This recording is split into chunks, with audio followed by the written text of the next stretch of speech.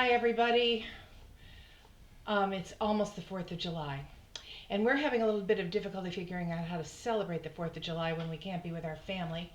But I think we've come up with something that will be fun for us.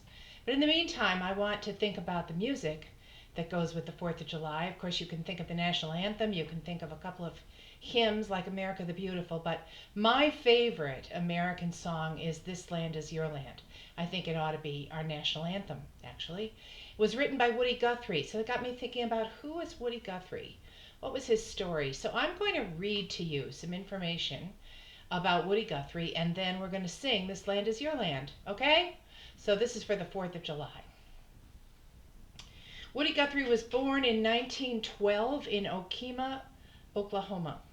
His father was a successful businessman in Ofuskie County and also very involved in local politics.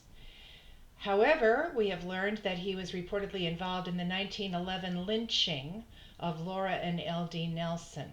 Woody Guthrie wrote 3 songs about the event in the 1960s. He said that his father, Charles, became a member of the Ku Klux Klan during its revived beginning in 1915. When Woody was 14, his mother was committed to an Oklahoma hospital for the insane. They learned later that she had Huntington's disease.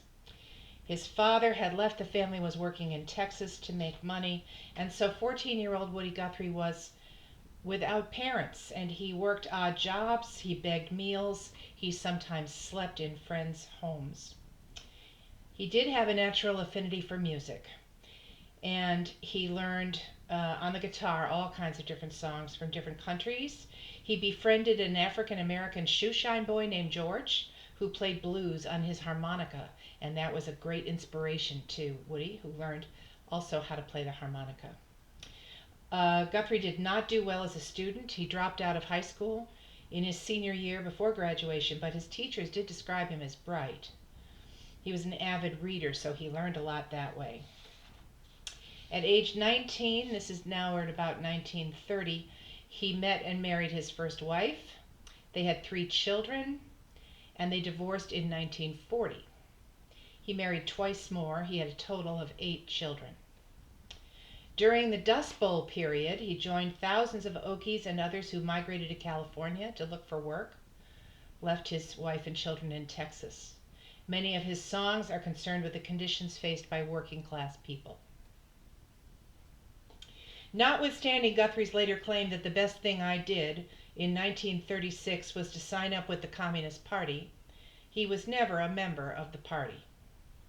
He was noted as a fellow traveler, an outsider who agreed with the platform of the party while avoiding party discipline.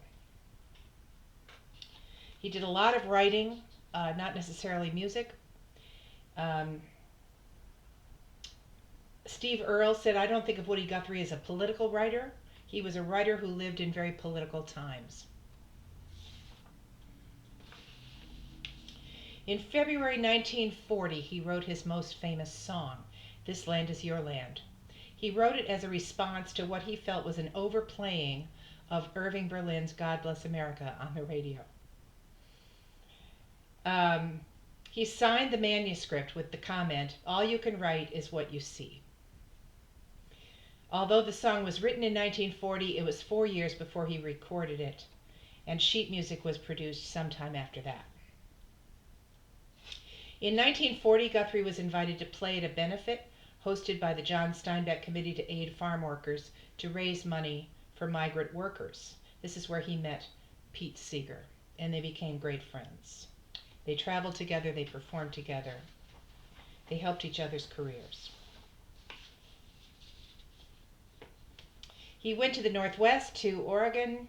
He wrote a number of songs about the Columbia River, and that included some of his most famous, like Roll On Columbia, Roll On, Pastures of Plenty, and Grand Coulee Dam.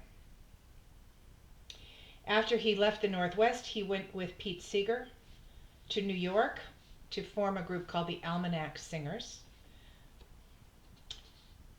The Singers originally worked out of a loft in New York City, hosting regular concerts called hootenannies. Remember that word? I do. Initially, Guthrie helped write and sing what the almanac singers termed peace songs.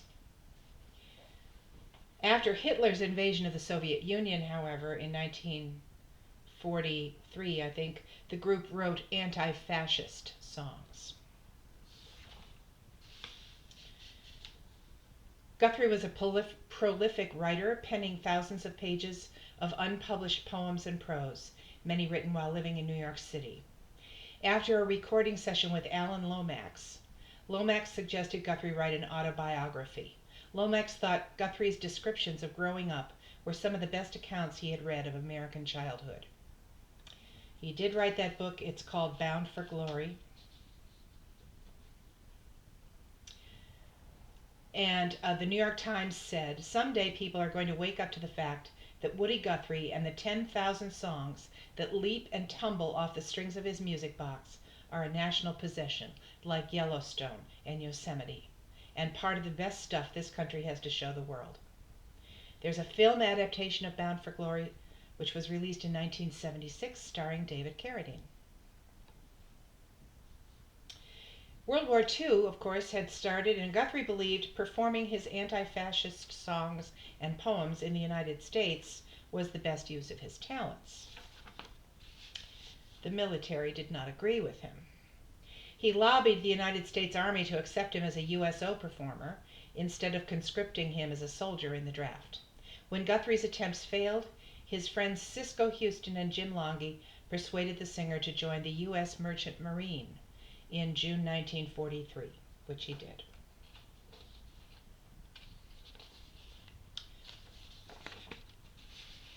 When his family was young, Guthrie wrote and recorded Songs to Grow On for Mother and Child, a collection of children's music, which includes the song Good Night, Little Arlo, or sometimes sung Good Night, Little Darlin'.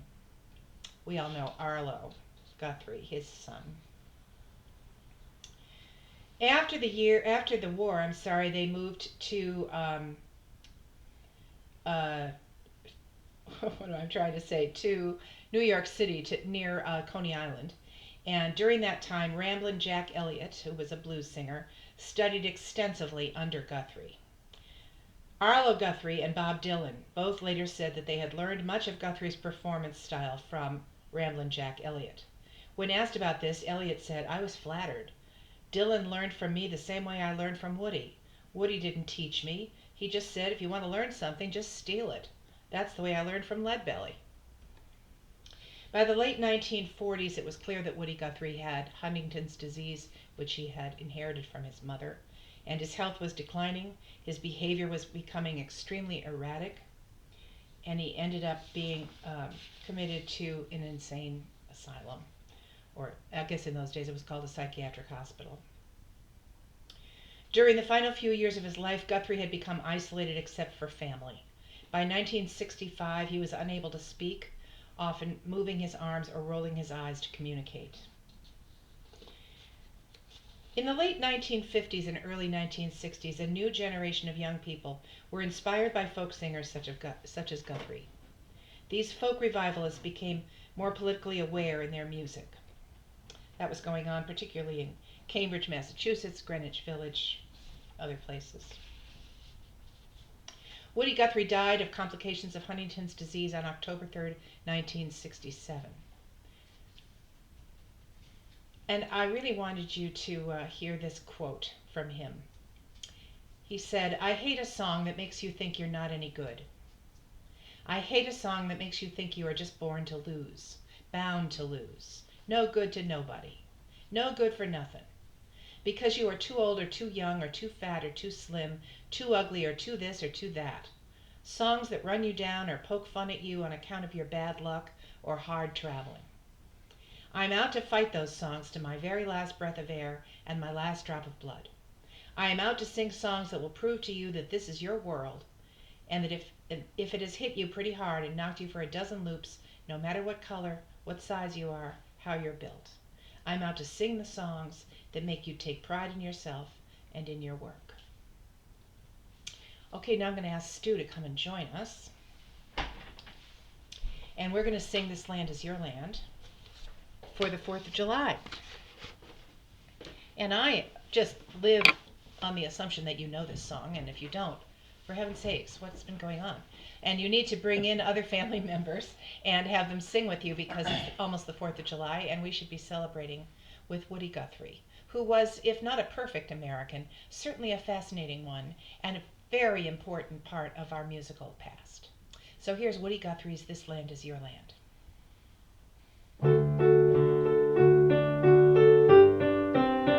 This land is your land, this land is my land, from California to the New York Island, from the Redwood Forest to the Gulf Stream waters. This land was made for you and me. As I was walking that ribbon of highway, I saw above me that endless skyway. I saw below me that golden valley. This land was made for you and me. I roamed and rambled, and I followed my footsteps to the sparkling sands of her diamond deserts, and all around me a voice was sounding. This land was made for you and me.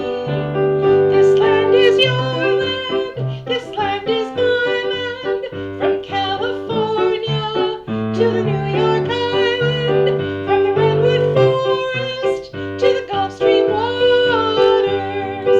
This land was made for you and me. Happy 4th of July, everybody. Hope you have a great weekend, and we'll see you next week. Bye. Bye.